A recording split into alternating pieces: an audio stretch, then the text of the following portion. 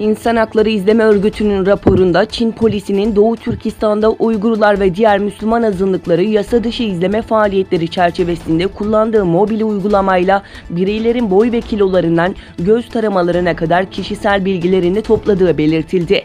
Raporda yetkililerin uygulama çerçevesinde özellikle 36 davranış biçimini yakından takip ettiği, bunlara kişinin komşularıyla iletişim kurmaması, ön kapıyı kullanmaması, akıllı telefon sahibi olmaması, camilere bağış yapması ve standart dışı elektrik tüketmesinin dahil olduğu kaydedildi. Ayrıca raporda bölgede yaşayanların aile fertlerinin WhatsApp ya da VPN gibi uygulamaları yüklemiş oldukları için gözaltına alındığına da işaret edildi. Doğu Türkistan'da baskı politikalarını sürdüren ve camileri yıkan Çin, Cezayir'de cami inşa etti. Caminin Afrika'nın en büyük camisi olduğu belirtildi. Doğu Türkistan'da asimilasyon politikaları kapsamında camileri yıkan Çin'in yıkımları sosyal medyaya yansımıştı. Tarihi bir caminin de yıkıldığı görüntüler büyük tepki çekmiş, fakat Pekin yönetiminden konuya ilişkin açıklama yapılmamıştı.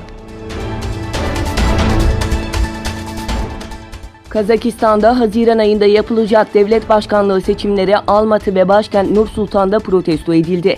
Göstericiler devletin zirvesinde şu anda yapılan değişime örtbas etmek için prosedür gereği yapılacağını iddia ettiği seçimler için boykot çağrısı yaptı. 29 yıl boyunca ülkeyi yöneten Kazakistan Devlet Başkanı Nursultan Nazarbayev'in geçtiğimiz Mart ayında istifa etmesinin ardından düzenlenen protesto gösterilerine bir yenisi daha eklendi. Almatı'da bir park içerisinde toplanan göstericiler, devlet başkanlığı görevinin Nazarbayev'in halefi Senato Başkanı Kasım-Cömert Tokayev'e verilmesini de eleştirdi. Gösteride "Bir seçimim var, yaşlı adam artık git, despotluk ve diktatörlüğe hayır" yazılı pankartlar dikkat çekti. Çinli yetkililere istihbarat vererek Merkezi İstihbarat Teşkilatı'nın Çin'deki casuslarının öldürülmelerine yol açtığı söylenen eski üst düzey CIA yetkilisi Jerry Jiaxing Li'nin suçunu kabul ettiği duyuruldu.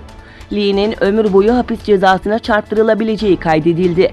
Mahkeme belgelerine göre 2007 yılında CIA'den ayrılıp Hong Kong'a taşınan 54 yaşındaki Li'ye 2010 yılında Çinli 2 istihbarat yetkilisi ulaştı ve her istihbarat karşılığı $100.000 ödemeyi, ayrıca ömür boyu bakım garantisi teklif etti. Buna göre 2010-2013 arası kişisel banka hesaplarına yüz binlerce dolar yatırılmış olan Li, Ocak ayında Hong Kong'dan New York'a uçunca havaalanında yakalanmıştı. Aylardır büyük bir siyasi kriz yaşayan ve ABD destekli muhaliflerin başarısız askeri kalkışmasına sahne olan Venezuela'da Devlet Başkanı Nicolas Maduro askerlerle yürüyerek gövde gösterisi yaptı.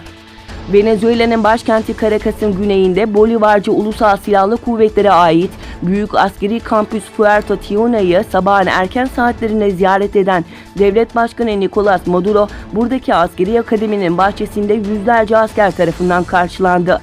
Maduro askerlere yaptığı konuşmada anayasa ve kanunların komutasında birleşmiş bir Bolivarcı Ulusal Silahlı Kuvvetler ihanet ve darbecilikle mücadele etmelidir dedi.